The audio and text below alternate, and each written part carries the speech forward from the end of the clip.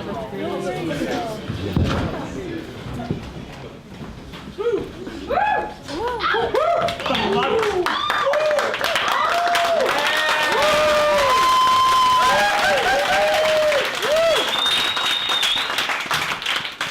truly fill my heart on this bittersweet occasion. Sweet because once again we get to have some fellowship. Bitter because this will be the last time ever under the auspices of the Abbie Hoffman Died for Our Sins Theater Festival. But nothing is ever truly gone until the last thing that remembers it is gone. And the internet has a very, very, very long memory. The other day, I found myself in Popeye's fried chicken, as I am wont to do every 6 to 8 weeks. Fried chicken is a powerful comfort food for me. And standing at the head of a line that was ever growing in length and frustration was a man who had obviously never been to a fast food restaurant in his life. He may have never even been in the real world before. Asking questions that he could have easily found the answers to had he looked at that huge menu right in front of him.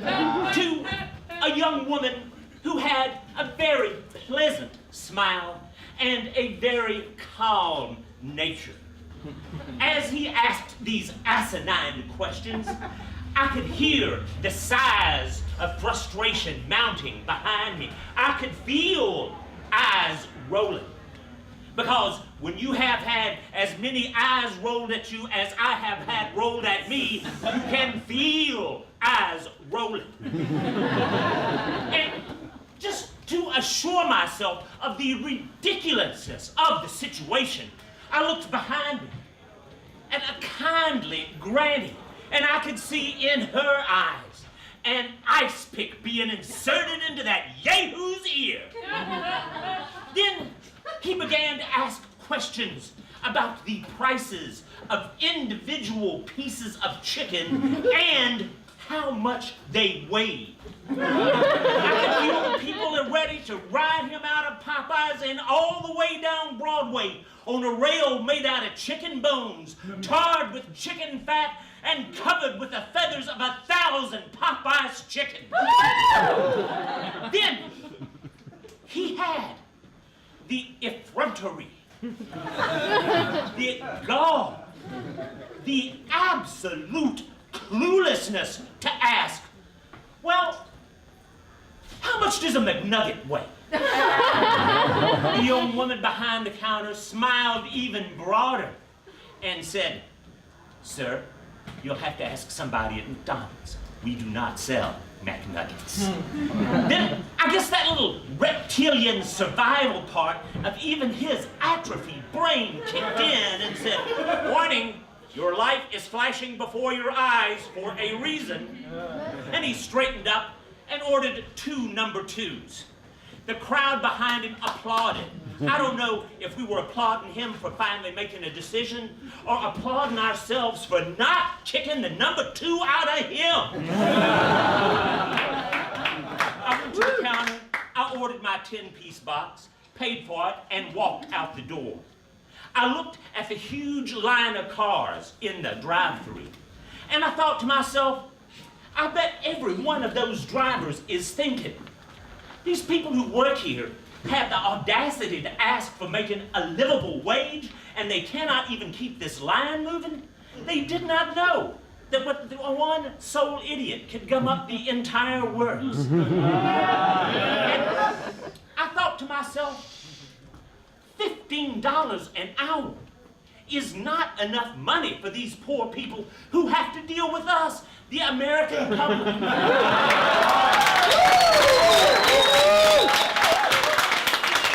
Especially when you consider that CEO Popeye himself spends $50,000 a week on organic, artisanal, farm-to-forearm spinach.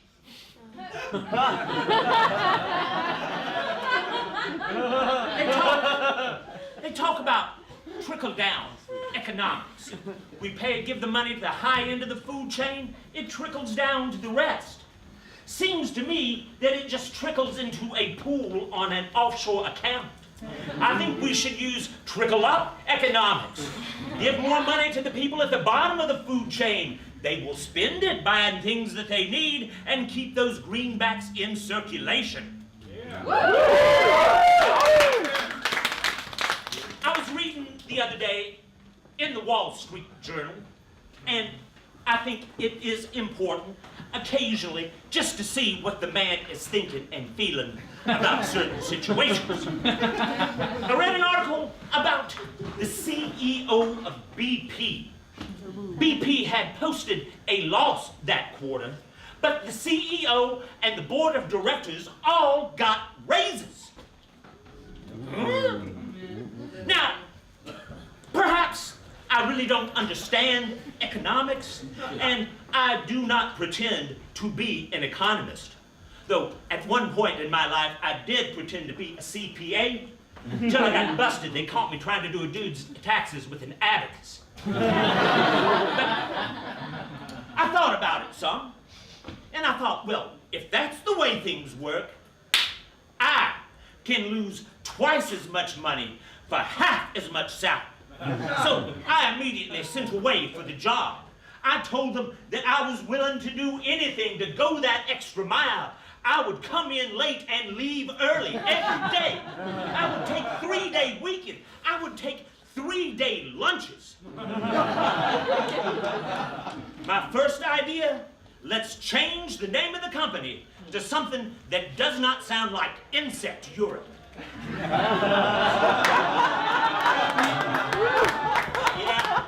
Yeah.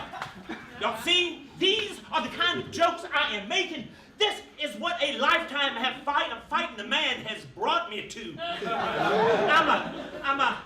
I'm a shell of the man that I used to be. And I know if these jokes become standard, I'm going to have to exile stage left. You gotta forgive me, I am from Mobile, Alabama. But it seems like the CEO is going to be the villain of this piece. He does seem to be the personification of the man, though I do see him in my mind looking a little bit like rich Uncle Pennybags, the Monopoly character, who was sort of based on Andrew Carnegie, who apparently preferred being called Carnegie, but I like to think that that's one extra drop of salt in his open wounds in hell every time somebody mispronounces his name. Carnegie was one of the philanthrocapitalists, which I think is a capitalist who is nearing the end of his life and wants to buy his way out of hell. He built concert halls, museums, libraries, though a man who worked for Mr. Carnegie said, "What good is a book to a man who works 14 hours a day?" And with all the money Carnegie spent, he never wanted to increase the wages of his workers. He actually said, if I give them more money, they're just going to spend it on richer food. If I pay my people more, all they are going to do is eat better. This is the logic of capitalism. He is also credited with being one of the first people to go along with the 8-hour workday. Like it came from the largesse of his generous Scottish heart. I'm going to cut my workers' hours by almost 50% and pay them the same amount of money because that sounds like a good idea to me. It did not happen that way. The workers binded themselves together and demanded an 8-hour workday that they paid for with their blood in the streets. And here in our beloved and lovely Chicago, a lot of that blood was spilled. At the Haymarket, there were speeches in favor of the 8-hour workday and other things that the police decided they would break up. And you think the cops kill a lot of folks in Chicago now? In the late 19th century, they did it with impunity and the blessing of the Board of Trade. As the cops came up to break up the meeting, a bomb flew out of the crowd, exploding in the middle of the cops, who all pulled their guns and started shooting in every direction. 60 cops were injured, mostly from friendly fire.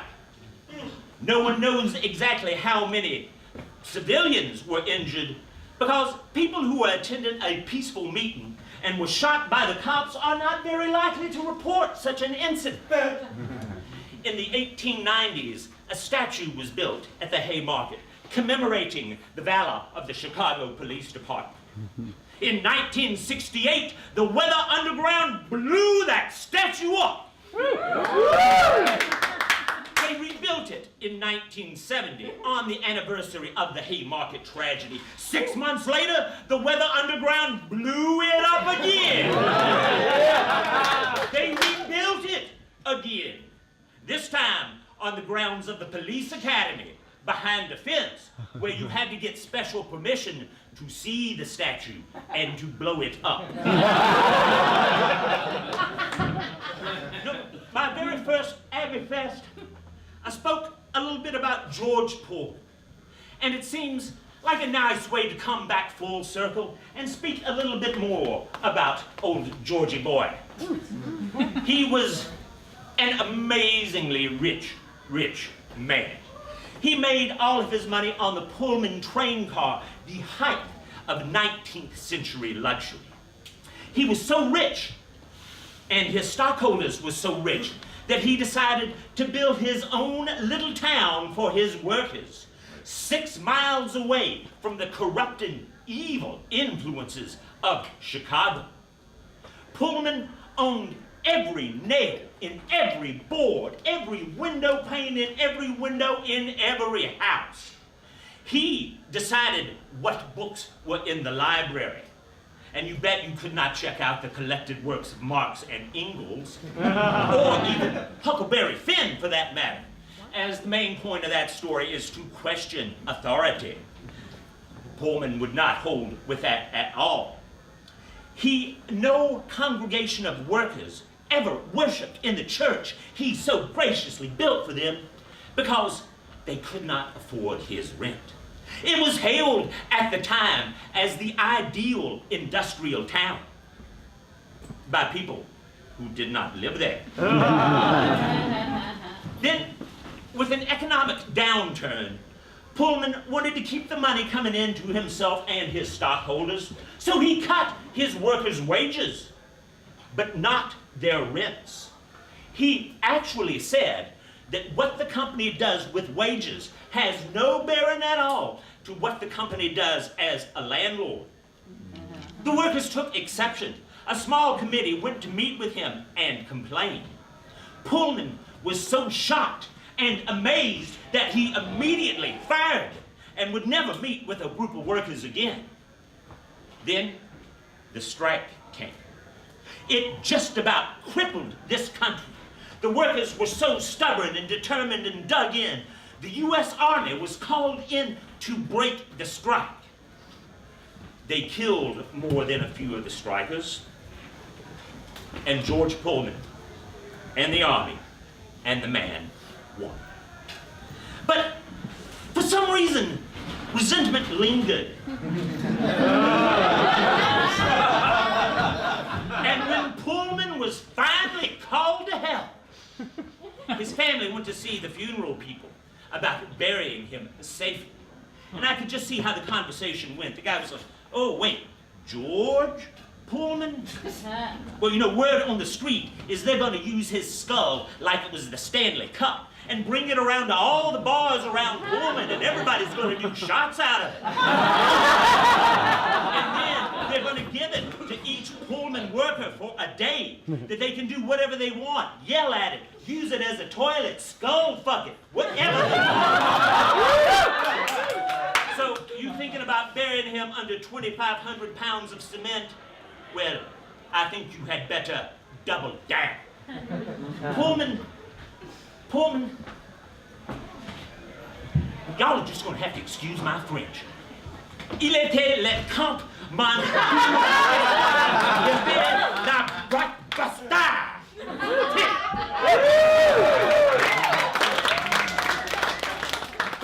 Pullman is dead and always will be. Amen. The working men and women persevere. Perhaps one day even to profit. This land truly is your land. It is my land.